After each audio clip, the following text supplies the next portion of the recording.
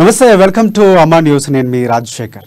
So ఎప్పుడు భిన్నమైనటువంటి కథలతో తెలుగు ప్రేక్షకుల్ని అలరించడానికి చాలా సినిమాలు వస్తూ ఉంటాయి. అయితే ఈరోజు మాత్రం ప్రపంచవ్యాప్తంగా ఒక దద్దరిల్లేటటువంటి ఒక ఆది పురుషు లాంటి సినిమా రిలీజ్ అయింది. సినిమా గురించి చాలా వార్తలు వింటున్నాం.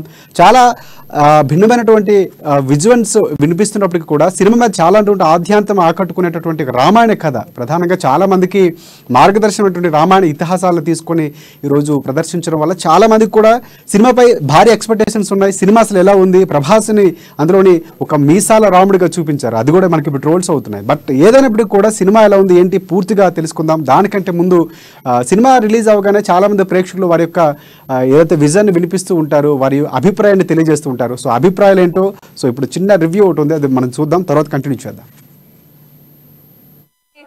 రాముని చూసినట్టుంది. నాకైతే ఆ మూవీ చూస్తున్నంతసేపు రామాయణంలోకి వెళ్ళి మళ్ళీ బయటకు వచ్చినట్టు అనిపిస్తుంది. ఆ ఎక్స్పీరియన్స్ చాలా బాగుంది. సినిమా నాకు చాలా చాలా నచ్చింది. జై శ్రీరామ్.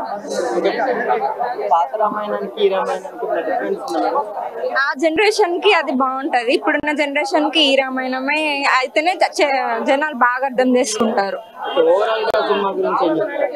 ఓవరాల్ గా చెప్తున్నా సార్, నేను ఒక రామాయణానికి వెళ్ళి మళ్ళీ బయటకు వచ్చిన ఫీలింగ్ చాలా బాగుంది. నాకు చాలా నచ్చింది. జై శ్రీరామ్.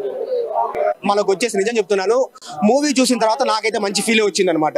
సో ఎక్కడ నేను అనుకున్నంత నేను డిసప్పాయింట్ కాలేదు, నాకైతే మంచి ఫీల్ వచ్చింది. అవునవును, yeah, roller coaster ride definitely. Highs ups lows అన్ని ఉన్నాయన్నమాట, మనకు ఫ్లో అవుతా ఉంటుంది. అదే అందుకనే కదా చెప్తున్నాను, మార్నింగ్ నుంచి అయితే మరీ టూ మచ్ నెగిటివిటీ ఉంది. ఎందుకో తెలియదు బాబు, ప్రభాస్ చుట్టూ అంత నెగిటివిటీ. సో అది పక్కన పెట్టేస్తే మనకు వచ్చేసి మూవీ ఆది పురుష్ అయితే ఎప్పుడే చూసినా 3D లా కొద్దిగా డార్క్ అనిపించింది. పర్లేదు, చూడొచ్చు. అని అంత హెవీగా అయితే నెగిటివిటీ అయితే లేదు. కొన్ని స్టోరీస్ చేంజ్ చేసిన మన మోడర్న్ రామాయణ అంటే ఇప్పుడున్న జనరేషన్ కి తగ్గట్టు అయితే తీసినారనిపిస్తుంది. కాకపోతే ప్రభాస్ ని కొద్దిగా ఎక్కువ యూజ్ అంటే కరెక్ట్ వాళ్ళే అనిపిస్తుంది. ఎందుకంటే 6 అడుగుల ఆహనుభావుడు ప్రభాస్ అన్నని ఎలా యూజ్ చేయలేదు.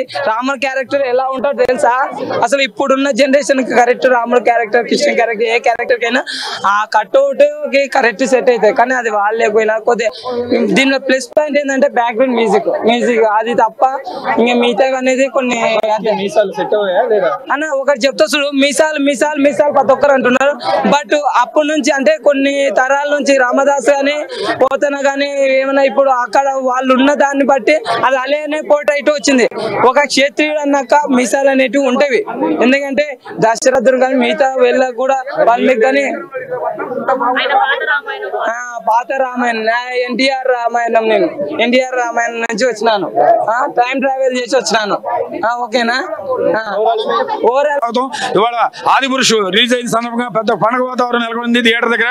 ఎక్సలెంట్ గా ఉంది. ప్రభాస్ గారి క్యారెక్టర్ ఆయన కెరీర్లోనే మైల్ రాయిగా నిలిచిపోయింది. పాటలు కానీ ఫైట్లు కానీ సీన్స్ కానీ అన్ని ఎక్సలెంట్ గా ఎరకొట్టేశాడు. ఆ రాముడు ఎలా ఉన్నాడో ఆ రేంజ్ లో ఇప్పుడున్న రాముడికి ట్రెండ్ అనుగుణంగా బ్రహ్మాండంగా తీర్చిదిద్దాడు మిస్టర్ ఓం రౌత్. బ్రహ్మాండంగా ఉంది. గుల్షన్ కుమార్ గారికి కూడా ఈ సినిమా సందర్భంగా శుభాకాంక్షలు. పాటలు ఫైట్లు సీన్స్ ఏర్పట్టేశాడు. కృష్ణ గారు బతుకుంటే ఆయన ఆశీస్సులతో సినిమా బ్రహ్మాండం ఇంకా ముందు నడుస్తుంది. ఆయన ఏ లోకంలో ఉన్న ఆశీస్సులు పొందుతాడు. ఈ సంవత్సరం మా గురువు గారు వెళ్ళి తిరుపతిలోనే మేము కూడా వెళ్ళి దగ్గర నుండి చేపిస్తాం.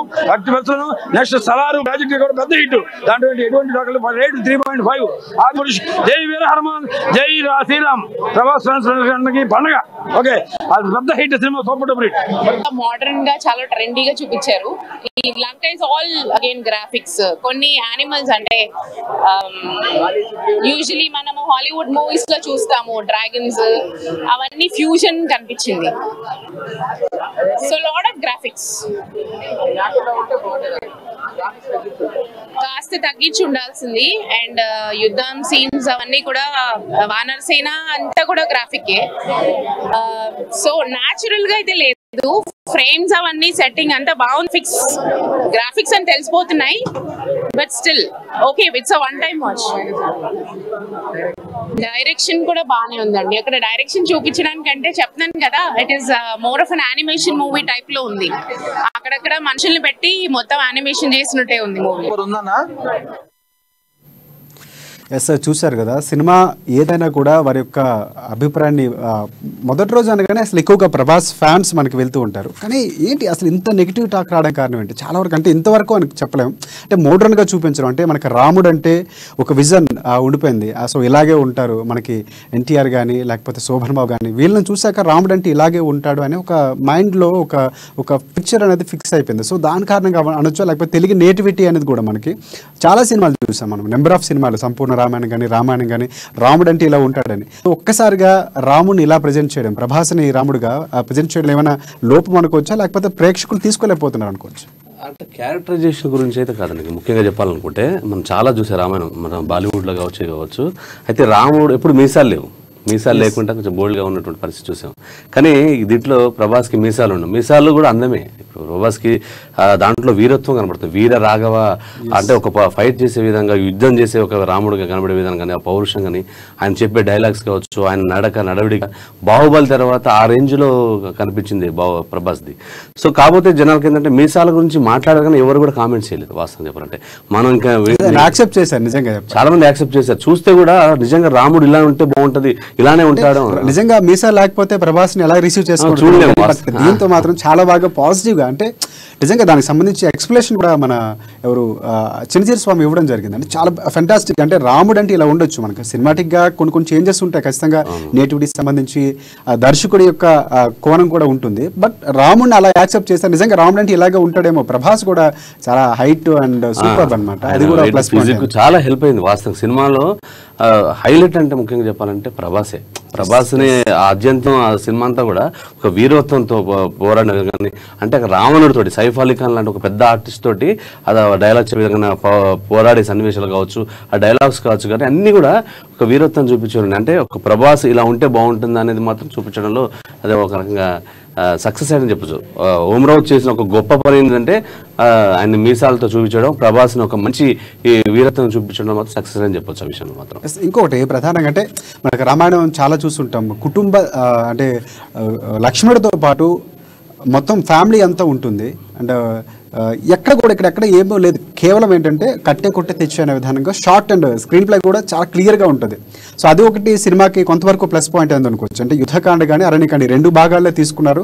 అరణ్యకాండలో రాముడు ఇంట్రడక్షన్, అది ఒక తపస్సు చేసుకుంటూ ఆయన ఆ నీళ్ళలో ఉండటం, సో ఆ సీన్ అయితే మాత్రం అసలు ఫ్యాన్స్ చాలా ఎంజాయ్ చేస్తారు నిజంగా. అంటే రాముడిని చూడటం అనేది నిజంగా ఆద్యాంతం భక్తితో కూడుకున్నటువంటి అంశం కాబట్టి దాన్ని ఇంట్రడక్షన్ చేయడంలో మాత్రం ఓమ్రావుతో చాలా వరకు సక్సెస్ అయ్యారని చెప్పొచ్చు. సక్సెస్ అయ్యాడు, కానీ అసలు ఓమ్రావు చేసిన గొప్ప తప్పు కూడా అదే, కట్టే కొట్టే తెచ్చేప్పుడు. అంటే జనరేషన్ చాలా, ఇప్పుడు పాత జనరేషన్ అందరికి తెలుసు రామాయణం ఎలా ఉంటుంది, ఇలా వెళ్తుంది, కథ ఎలా ఉంటుందో తెలుసు. అయితే ఓమ్రావు కథని పక్కకు పెట్టి కట్టే కొట్టే తెచ్చేసరికల్లా జనాలకు అర్థం కాలేదు. అంటే ఆయన ప్రతి సీన్లో గ్రాఫిక్ ఎట్లా పెట్టాలి, ఇప్పుడున్న టెక్నాలజీని ఎట్లా యూజ్ చేసుకోవాలి, ఎంత గ్రాండ్గా తీయాలి అనే దాని కోణంలోనే చూసుకాడు. కొన్ని సన్నివేశాలు ఒకటి మనం చాలా మాట్లాడుతున్నాం. అయితే మనతో పాటు జాయిన్ అవడానికి సీనియర్ మోస్ట్ జర్నలిస్ట్ ఉన్నారు. సో ఆయన చాలా సినిమాలకి చాలా బాగా రివ్యూస్ చెప్తుంటారు. ఆయన తెలిసింది ఒకటే, సో అనలిట్ చెప్పాలంటే చాలా విశ్లేషణ, సినిమాకి సంబంధించిన చాలా విశ్లేషణ బాగా ఇస్తుంటారు అని తెలిసే ఉంటుంది. మురళీ శక్తిమాన్ గారు మనతో పాటు లైన్లో ఉంటుంది, తీసుకుందాం. ఎస్ సార్, నమస్తే శక్తిమాన్ గారు.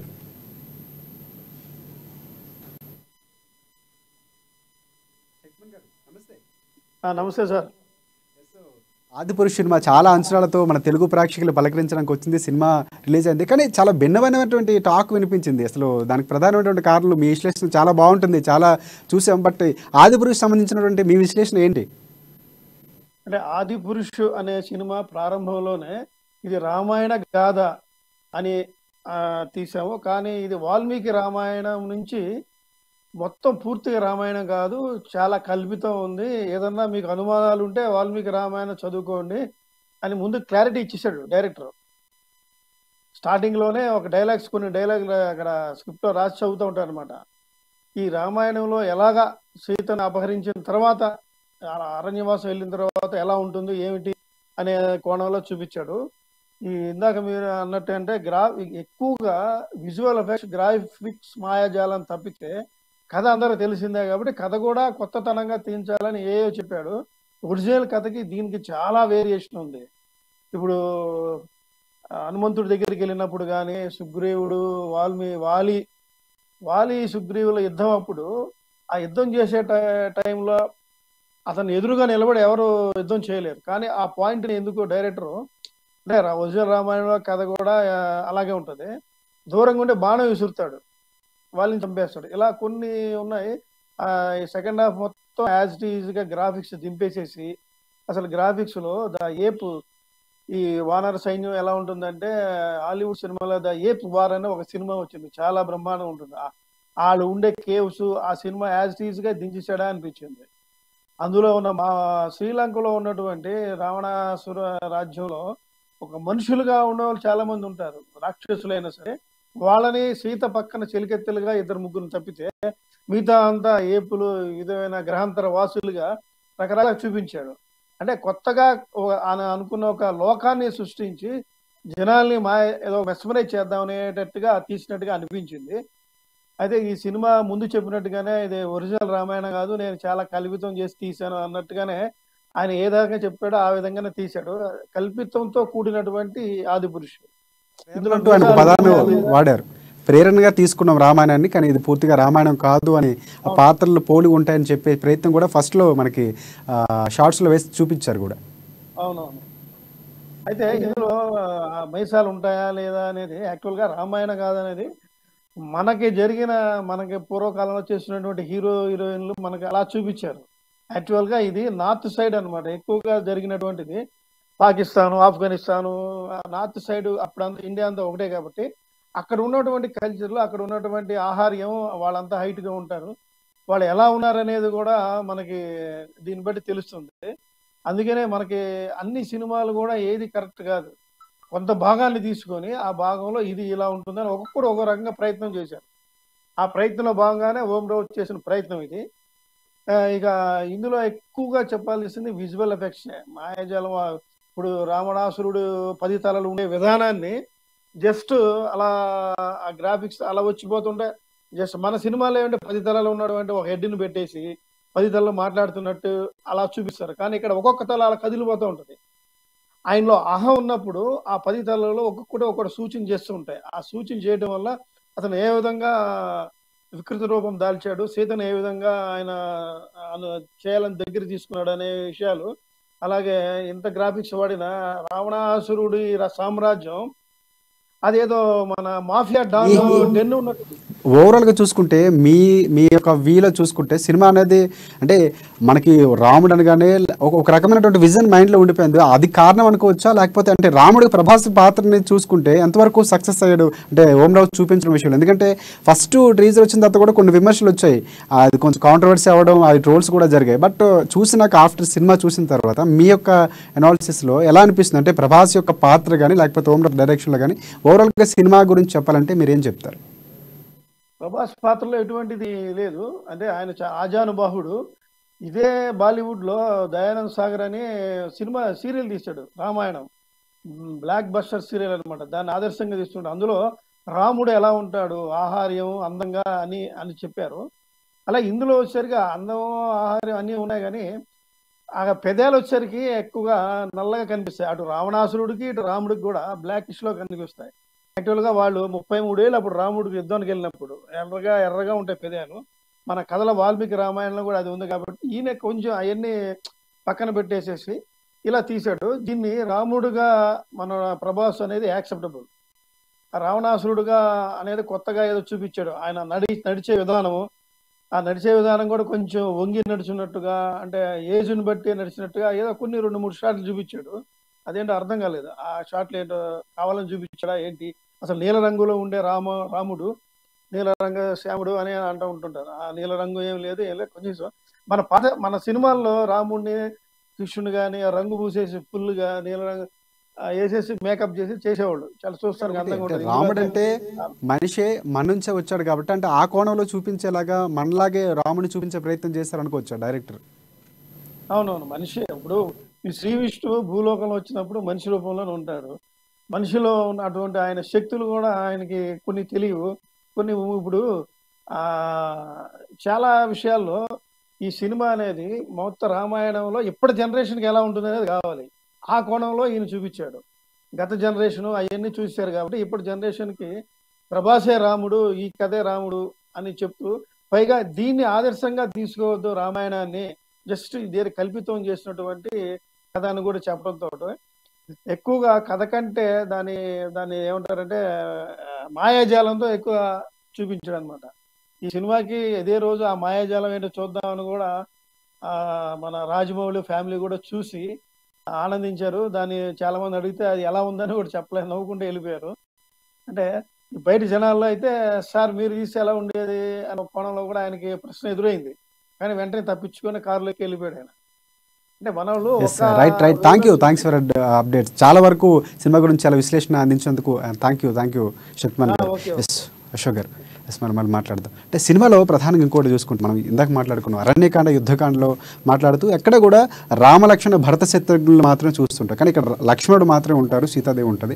ఆ పాత్రల విషయానికి వస్తే రాముడు పాత్ర గురించి ముందు మాట్లాడంటే ప్రభాస్ గురించి ఆయన ఆల్రెడీ చెప్పేశారు మనకి శక్తిమన్ గారు, చాలా బ్రహ్మాండంగా ఉంది. రాముడు అంటే ఇలాగే ఉంటారు, అంటే రాముడు అంటే మనకి ఎన్టీఆర్ని లేకపోతే శోభన్ బాబుని వీళ్ళందరినీ మరిపించేలాగా ఇప్పటికీ కనిపించే, అంటే నెక్స్ట్ జనరేషన్కి అందరికీ రాముడు అంటే ప్రభాస్ అనేలాగా చూపించే ప్రయత్నం చేస్తారు. దాంట్లో చాలా వరకు సక్సెస్ అయ్యారని కూడా మనం చెప్పుకోవచ్చు. నెక్స్ట్ ప్రభాస్ కంటే కూడా హనుమాన్ పాత్ర సంబంధించి దేవదత్ చాలా ఫెంటాస్టిక్గా చేస్తారు. ఆయన ఆహార్యం కానీ ఆ యుద్ధ సమయంలో రాముడి దగ్గర చూపించే ఆ కైవల్యానికి సంబంధించినటువంటి సీన్స్ ఫెంటాస్టిక్ అని చెప్పుకో. దాని గురించి మీరేమంటారు? వాస్తవంగా మీరు చెప్పింది వస్తే ప్రభాస్ తర్వాత అంత బాగా నచ్చిన పాత్ర ఒకటి మాత్రం మన దేవదత్తుదే. హనుమంతుడి పాత్రలో ఒదిగిపోయాడు. యాక్చువల్గా చాలా అతను ఎంత న్యాచురల్గా చేశాడంటే ఆ క్యారెక్టర్ కానీ అతని బలం తెలియజెప్పే విధానంలో కొంత ఫన్ కూడా జనరేట్ చేశాడు. అంటే రాముడితో కొన్ని సన్నివేశాలు ఉంటాయి, కొంచెం కామెడీ హాస్య సన్నివేశాలు. అక్కడ కూడా అతని బలం విషయంలో అక్కడ లంకకెళ్ళి అక్కడ అంతా తగలబెట్టే విషయంలో రాముడికి సంబంధించిన అంటే రావణాసుడికి సంబంధించిన లంక చూపించే విషయంలో చాలా వరకు దర్శకుడు చాలా మంచి జాగ్రత్త తీసుకుంటారని చెప్పారు. అది ఎంత ప్లస్ అయిందంటే ఆయనకు అంటే ప్రభాస్ తర్వాత ఆ క్యారెక్టర్ కి మొత్తం దేశవ్యాప్తంగా మంచి ప్రశంసలు జల్లులు వస్తున్నాయి. ముఖ్యంగా మిగతా ఎటుంచినా కూడా వీడికి చాలా బాగుంది, మంచిగా చాలా ఒదిగిపోయాడు. ఆ విషయంలో మాత్రం దేవదత్త మాత్రం 100% మార్కులు సంపాదించాలని చెప్పాలి. అందులో ఇంకొకటి అంటే వానర సీన్ ఒకటి ఉంటుంది, అంటే బ్రహ్మాస్త్రం ప్రభాస్ రాముడిగా ప్రదర్శించినటువంటి సందర్భం, అంటే సముద్రం పైన ప్రదర్శిస్తుంటారు. ఆ సీన్ ఒకటి చాలా హైలైట్. అంటే తను బాణాన్ని ఎక్కువ పెడుతూ చెప్పే ఒక డైలాగ్స్ కూడా చాలా సింపుల్గా, అంటే రామాయణం అందరికీ తెలుసు కానీ దాన్ని కొత్తగా ఎలా చూపించాలనేది సింపుల్ డైలాగ్స్తో మనకి చెప్పే ప్రయత్నం చేశారు. ప్రధానంగా చూసుకుంటే అక్కడ ఆ సీన్లో కూడా ఆయన చాలా వరకు ప్లస్ పాయింట్ అయ్యారు అని చెప్పుకోవచ్చు. ఇంకొకటి అంటే మనం మాట్లాడుతూ లక్ష్మణుడి పాత్ర కూడా కొంతవరకు, అంటే ఈ పాత్రలు ఎక్కువగా కనిపించడం వల్ల ఆ పాత్ర కొంచెం తక్కువ కనిపించు, సీతాదేవి పాత్ర కూడా కొంచెం వరకు కృతిసనన్ కొంచెం తక్కువగానే కనిపించింది అనే వాదన కూడా ఉంది. దానిపై మీరు చూసే కోణం ఎలా ఉంటుంది? వాస్తవమే. అయితే యాక్చువల్గా కృతిసనన్ లక్ష్మణ్ పాత్ర చాలా తక్కువ ఉందని చెప్పొచ్చు. అంటే 2-3 సీన్లకే పరిమితమయ్యాడు. అంటే పర్టికులర్గా ఉన్నప్పటికీ కూడా ఆయన సంజీవిని అంటే హనుమంతుడు సంజీవిని తీసుకొచ్చే విషయంలో కావచ్చు, కొన్ని పాత్రల్లో కొన్ని డైలాగ్స్ మాత్రం ఉన్నాయి. మిగతాది మాత్రం కృతిసనన్ కూడా అంటే ఈక్వల్ క్యారెక్టర్ ఉన్నటువంటి పరిస్థితి చూసాం. సో ఓవరాల్ ఏంటంటే ఈ పాత్రల చుట్టూ తిరిగినప్పుడు మాత్రం కొంచెం లక్ష్మణుడి పాత్ర చాలా చిన్నగా ఉందని మాత్రం అనిపిస్తుంది. ఎందుకంటే డైరెక్టర్ మనకు ముందుగా చెప్పినట్టు కూడా ప్రెస్ ముందు చెప్పినట్టు ఇది కల్పితం కూడా అని చెప్పాడు కదా. అంటే ఇప్పుడున్న జనరేషన్కి కొంచెం దగ్గర అవ్వాలి. అంటే ఇప్పుడు అప్పట్లో పద్యాలు అవన్నీ ఉండేవి, అవన్నీ శ్లోకాలు కానీ చదివితే ఇప్పుడున్న జనరేషన్కి అర్థం కాదు. కానీ అవన్నీ లేకుండా కొట్టే తెచ్చి, అంటే ఇప్పుడున్న జనరేషన్ అంతా అడ్వాన్స్ టెక్నాలజీ ఉంటారు. ప్రతి ఒక్కరు ఏ సినిమా వచ్చిన గ్రాఫిక్స్ అంటే గ్రాండియర్ విజువల్స్ ఏం చూస్తున్నారు, అంటే 3D హాలీవుడ్ ని తీసుకోండి. ఇందాక మనకి రివ్యూలో కూడా ఒకరు చెప్పారు, నిజంగా జంగిల్స్ లో ఉన్నామా అంటే అంత న్యాచురల్ గా ఏ జంతువుని చూసినా నిజంగా మీరు ఒక మాట న్యాచురల్ అన్నా నాకు మాత్రం పర్సనల్ అనిపించింది, అంటే ఇబ్బంది అనిపించింది. ఎందుకంటే ఇప్పుడు హనుమంతుడు తర్వాత మిగతా అంతా కూడా వానరసేన, అంటే మిగతా ఉన్నటువంటి ఆ సమూహంలో మిగతా అంతా కోతులుగా ఒక ప్రత్యేక గ్రహంలో ఏదైనా చూసామా అన్న ఉంది. అంటే జంగిల్ తీసుకొచ్చాడు, అంటే మనం చూస్తుంటే ఇది ఆ సినిమాలో ఉంది కదా, ఇది ఈ సినిమాలో ఉంది, గ్రాఫిక్ అనేది అర్థమైపోతుంది. అంటే ఒక రకంగా కాపీ అనే మాట మాట్లాడతారు కదా, అంత మాట్లాడలేం కానీ అట్లా ఇన్స్పైర్ అయ్యడం. ఇప్పుడున్న వాళ్ళు ఏంటంటే గేమ్స్ అని ఇప్పుడైతే ట్రెండ్ అవుతుంటాయి ఇంటర్నేషనల్ వైజ్గా. ఈ సినిమాని బయటికి చెప్పాలనే ప్రయత్నం చేసాడని అనుకుంటున్నాను, కానీ అది ఆ ప్రభావం ఉంది, కొంత న్యాచురల్గా మిస్ అయింది. న్యాచురల్గా తీసుంటే అద్భుతంగా ఉండేమో అన్న కోణం కూడా ఉంది. చాలా మందికి నచ్చట్లేదు, అంటే ఒక జనరేషన్ పీపుల్కే ఇది నచ్చుతుంది, ఫ్యాన్స్కి జనరేషన్. కానీ కొంచెం ఎక్కడ వస్తుందండి ఈ ప్రాబ్లం నాకు అనిపించినంత వరకు? అంటే ఒక రామాయణాన్ని మనం చూసేస్తాం ఆల్రెడీ, మిగతా హీరోలు మనకి చూసేస్తాం. అంటే రామాయణ కథ అందరికీ తెలిసింది ఆల్మోస్ట్. సీత పాత్రలు కానీ రాముడు పాత్ర కానీ అసలు దానికి సంబంధించిన పూర్తి ఇతివృత్తం అంతా తెలుసు. కానీ కొత్తగా చూపించడంతో దాన్ని తీసుకోవడంలో లేకపోతే డైరెక్టర్లో ఇంజెక్ట్ చేయడంలో కొంతవరకు ఫెయిల్ అయ్యారని కూడా మనం అనుకోవచ్చు. అంటే సినిమాని మనం ఇలాగే ఉంటుందని మనం జస్టిఫై చేయలేం. బట్ ఇప్పుడున్నటువంటి టాక్ చూసుకుంటే అలాగే కనిపిస్తుంది. ఇంకొకటి పాయింట్ మనకి హనుమంతుడు వెళ్ళిన తర్వాత సీతాదేవి దగ్గర నుంచి ఒక ఆనవాళ్ళుగా ఒక వస్తువు అప్పట్లో చూడమని సంబంధించినటువంటి ఎక్కువగా మనం సినిమాలో చూసాం. కానీ ఇందులో మాత్రం గాజు అనేది ఒకటి కొత్తగా చూపించారు పాయింట్. అండ్ ఇందాక మనకి శక్తిమాన్ గారు కూడా చెప్తూ రామాయణంలో ఉన్నటువంటి దాన్ని తీసుకున్నారు అని కూడా చెప్పారు. అంటే దానిపై మీకు అభిప్రాయం ఏంటి? అసలు మీకు తెలిసినటువంటిది ఏంటి? కరెక్టే మీరు అన్నట్టు గాజు అనేది ఒక ఆనవాయితీగా ఇస్తుంటారు, అంటే గుర్తుపట్టే విధంగా. అయితే ఓమరావుతో తెలుగుగా ఏం చేశాడంటే, సపోజ్ రామాయణ మహాభారతం లాంటి కథలు ఎంచుకున్నప్పుడు ఏదన్నా కొంచెం అటు ఇటుగా అయితే, అంటే ముందే స్టేట్మెంట్ చేయకుండా సినిమా తీసి రామాయణం తీసి అని చెప్తే ఖచ్చితంగా విమర్శలు వస్తాయని ముందే ఊహించి కలితం కూడా చేసిందని చెప్పాడు. అంటే సేఫ్ ప్రేరణ సేఫ్ గేమ్ ఆడినట్టు తెలుస్తుంది. అంటే ఆయన ఏం చేశాడంటే ఆ విజువల్స్ను ఇప్పుడున్న టెక్నాలజీని ఎట్లా వాడుకోవాలి, ఎలా చేయాలన్న కోణంలో ఆయన దృష్టి సారించాడు. కథను పక్క పెడితే, కథనాలను కూడా పక్క పెడితే, ఆ స్టోరీ చెప్పే విధానంలో వాటి మీద ఆయన కాన్సన్ట్రేషన్ చేశాడు బాగా. అట్లా ఆ కోణంలో అంతా అనిపిస్తుంది. కొత్త రామాయణం చూసిన ఫీలింగ్ కూడా కలిగింది వాస్తవంగా నాకైతే. అంటే రామాయణం కొత్తగా చూపించాడా, కొత్త రామాయణమా, తెలియని ఏదైనా ఉందా చూపించాడా? అయితే అంటే అందులో నేను రామాయణం మనం మాట్లాడుతున్నాం. రామాయణం అనేది చాలా దృష్టికోణాలు ఉంటుంది. హనుమత రామాయణం ఉంటుంది, అలాగే మొల్ల రామాయణం ఉంటుంది, వాల్మీకి రామాయణం ఉంటుంది. అంటే ఎవరు ఎంతవరకు కథలో ఉన్నారు, భాగస్వామి అక్కడ నుంచి చూస్తున్నారు అనేది కథ కూడా ఇంపార్టెంట్. బట్ ఇక్కడ ఓమరావుతో రామాయణం అనుకోవచ్చు మనం. అంటే ప్రభాస్ని అంటే మోడర్న్ రామాయణాన్ని అంటే ఒక 3Dలో ఒక 2Dలో కనుక చిన్నపిల్లలకి అంటే రాముడు అంటే ఎలా ఉంటాడో తెలియదు, సీతాదేవి ఎవరు తెలియదు, అసలు ఏ కథ లేకపోతే ఒక సినిమాని చూపిస్తే వాళ్ళు ఖచ్చితంగా బాగా తీసుకుంటారనే ఒక టాక్ కూడా వినిపిస్తుంది. అంటే చిన్నపిల్లలకి నెక్స్ట్ జనరేషన్కి చెప్తారు. ఇప్పుడు మేము ఆల్రెడీ పబ్లిక్ టాక్ చూసినప్పుడు కూడా కొంతమంది అక్కడ పిల్లలు చాలా మంది ఎంజాయ్ చేస్తున్నారు. అది బాగుంది, ఆ సీన్ బాగుంది, ఈ సీన్ అంటే అవన్నీ మనకు చూసేసాం కదా ఆల్రెడీ. అంటే వాళ్ళకి పూర్తిగా దాని గురించి తెలియదు కాబట్టి వాళ్ళు ఎంజాయ్ చేస్తారు, ఫ్రెష్ గా తీసుకుంటారు, ఫ్రెష్ గా చూస్తున్నారు. 3D టెక్నాలజీ కూడా ప్లస్ అవ్వడంతో అది కొంచెం ఎంటర్టైనింగ్ గా ఉంది. పిల్లలకు మాత్రం బాగా నచ్చుంది. పిల్లలతో చూస్తే ఇక గతంలో చూసిన వేరే జనరేషన్ పీపుల్ మాత్రం ఓమరావుతో విమర్శలు వస్తున్నాయి అంటుంది. అంటే ఫస్ట్ కి ఫ్యాన్స్ సూపర్ హిట్ అని టాక్ వచ్చింది, మళ్ళీ మ్యాట్నిక్ వచ్చేసరికల్లా మారిపోయింది. దాంతో బుకింగ్స్ కూడా చాలా వరకు తగ్గినట్టు ఉన్నటువంటి బుకింగ్స్ కూడా కొంచెం తగ్గినట్టు అనిపిస్తుంది. ఎందుకంటే ఎంత అంటే నాకు తెలిసి ప్రభాస్ కెరీర్ లో అంటే ఇండియన్ సినిమాలో అంటే ఇక్కడ ఫ్యాన్స్ కూడా ఇంకొకటి చెప్పాలి, చాలా మంది అంటే అభిమానం అవ్వచ్చు లేకపోతే ఇంకోటి అవ్వచ్చు, సినిమా బాగాలేదని చెప్తుంటే వాళ్ళు కొంచెం రియాక్ట్ అవుతున్నారని కూడా మనం విన్నాము. అది ఎంతవరకు అవుతారు కదా మనం అనడానికి లేదు. ఫ్యాన్స్కి ఇష్టం ఉంటుంది ప్రభాస్ విషయంలో. అంటే ఆయన పర్ఫార్మెన్స్ అది అద్భుతం అండి. దాని నుంచి కథనాన్ని నడిపించే విధానం మాత్రం లేలే. ఆ గ్రాఫిక్స్ని కూడా కొంత న్యాచురల్గా తీసుంటే బాగుండే అనేది ఒకటి అనిపించింది. కొంచెం ఫ్యాన్స్ బాగాలేదంటే 2-3 చోట్ల కొట్టారు, అది ఒకటి జరిగింది. అది కూడా మనం మీడియాలో వచ్చినప్పుడు చూస్తాం. ఎందుకంటే ఫ్యాన్స్ ఆగ్రహం ఉంటుంది, ఎందుకంటే ప్రభాస్ దేవుళ్ళ పూజిస్తారు అందరూ.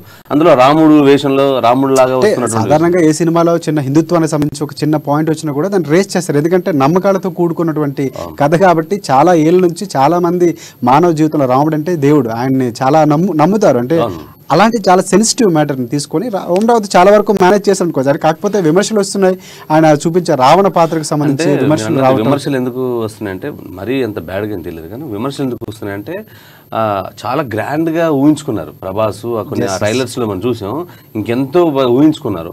దాని తగ్గట్టు దిగిపోయేసరికల్లా ఈ ఎక్కువ గ్రాఫిక్స్ అయిపోయేసరికల్లా కొంత డిసప్పాయింట్ అయిన మాట వాస్తవమే. అంతేగాని మరీ ఎంత సినిమాని చెడగొట్టినటువంటి పరిస్థితి లేదు వాస్తవం చెప్పాలంటే ఓమరావుతో. ఇంకొకటి మనం మాట్లాడుతూ అంటే ప్రెస్ మీట్లో కూడా ఆడియో ఫంక్షన్లో కూడా ఒక ప్రధానంగా పాయింట్ చెప్పారు ఓమరావుతో, చాలా ఎమోషనల్గా ఫీల్ అవుతూ ఎక్కడైనా హనుమంతుడి గురించి ఒక సీట్ ఉంచండి అని చెప్పడం. అలాగే దానికి తగ్గట్టుగానే ఒక థియేటర్ దగ్గర హనుమంతుడు వచ్చి చూసినట్టు ఒక వానరం కూడా వచ్చి చూడడం కూడా సన్నివేశం మనం ఆల్రెడీ చూసాం కూడా. సో దానిపై మీరేమంటారు? కరెక్ట్, ఆయన ప్రతి థియేటర్లో ప్లాన్ చేశారు. మేము చూసిన చోట్ల కూడా హనుమంతుడికి ఒక సీట్ కేటాయించారు ప్రతి చోట్ల. అంటే దేశవ్యాప్తంగా ఎక్కడైతే స్క్రీనింగ్ జరుగుతాయో అది అక్కడ ఎవరైతే డిస్ట్రిబ్యూటర్లో అది స్పెషల్ కేర్ తీసుకుని పూజలు కూడా చేసి, అంటే సినిమా ఇంకా 5 నిమిషాల్లో స్టార్ట్ అవుతుంది అక్కడ పూజలు చేసి అక్కడ షో ప్రారంభించారు. అది జరుగుతున్నప్పుడు చూసాం. ఒక వానరం కూడా ఒక సినిమా థియేటర్ రావడం జరిగింది. బ్యాక్గ్రౌండ్ మ్యూజిక్ ఒకటి అజయ్ అతుల్ అసలు ఫ్యాంటాస్టిక్, అది కూడా సినిమాకి చాలా ప్లస్ పాయింట్ అని చెప్పాలి. అసలు నిజంగా చెప్పాలంటే సినిమా అంతా మనం కూర్చున్నామంటే ఒక బ్యాక్గ్రౌండ్ మ్యూజిక్, ఆ సాంగ్స్ కానీ జై శ్రీరామ్ మనకు అక్కడ గూస్ బంప్స్ కూడా వస్తాయి. అంటే ఆ మ్యూజిక్ మాత్రం అంత బాగా ఆయన లంకకి బయలుదేరేటప్పుడు అవన్నీ కూడా జై శ్రీరామ్ అనేది కూడా హాల్ అంతా కూడా బీసీలో జై శ్రీరామ్ అంటే నినాదాలు చేశారు. అవి మనకు విజువల్స్ కూడా మనకు వచ్చినాయి బయటికి.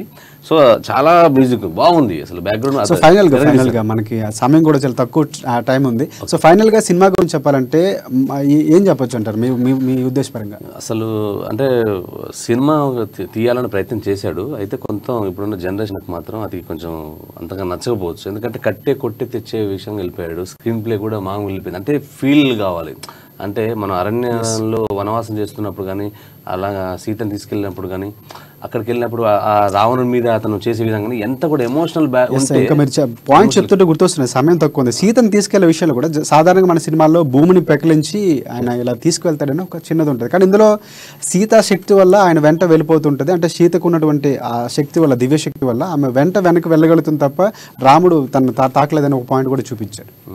అదే ఇదంతా చేసుకుంటూ చేశారు. అంటే కొత్తగా చూపించే ప్రయత్నం చేశారు. అంటే ఇది ఉండొద్దు, నాకు తెలిసి ఆయన అనుకుంటుందంటే పాతది ఎక్కడ పోలి ఉండొద్దని మ్యాగజైన్ చేశాడు, అందుకే అంత కొత్తగా అనిపిస్తుంది. సో అదొకటైంది. ఈ ఫస్ట్ హాఫ్ తో పోల్చుకుంటే సెకండ్ హాఫ్ కొంచెం డల్ ఉంది.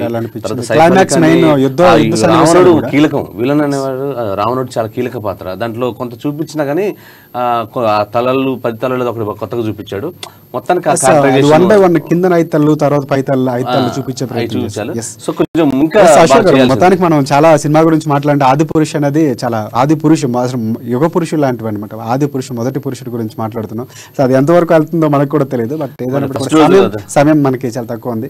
సో అదనమాట ఆది పురుషు సినిమా. ఖచ్చితంగా సినిమా అయితే చాలా వరకు మైనస్ పాయింట్లు అనేది కాదు, కానీ సినిమా దృష్టి ఒక్కొక్క కోణంలో ఉంటుంది. మేము సినిమాని ఇలాగే ఉంటుంది జస్టిఫై చేసే ఉద్దేశం అయితే ఖచ్చితంగా అశోక్ గారిది కానీ నాది కానీ కాదు. బట్ సినిమా చూడండి, సినిమా చూసాకే మీ అభిప్రాయం అనేది తెలియజేయండి. ఖచ్చితంగా సినిమా చూడండి, ఎందుకంటే ప్రతి హిందువుగా భారతీయుడుగా గర్వించే సినిమా అనమాట. ఒక అభిమానిగా ప్రేక్షకులు గర్వపడాల్సినటువంటి గొప్ప సినిమా తీసినప్పుడు ఖచ్చితంగా ఆదరించాలి. 500 కోట్ల బడ్జెట్తో తీసినటువంటి సినిమాని ఖచ్చితంగా మనం ఆదరించాలి. సినిమా అభిమానులుగా ప్రతి ఒక్కరు సినిమా చూడాలనేదే మా అభిప్రాయం. సో మేము చెప్పే దాంట్లో ప్రధానంగా ఏంటంటే సినిమా సంబంధించిన మా అభిప్రాయాన్ని మాత్రమే తెలియజేస్తాం. ఖచ్చితంగా సినిమా అయితే చూడాలని మాత్రం మేము కోరుకుంటున్నాం. ఇది ఆదిపురుషు సంబంధించినటువంటి రివ్యూ.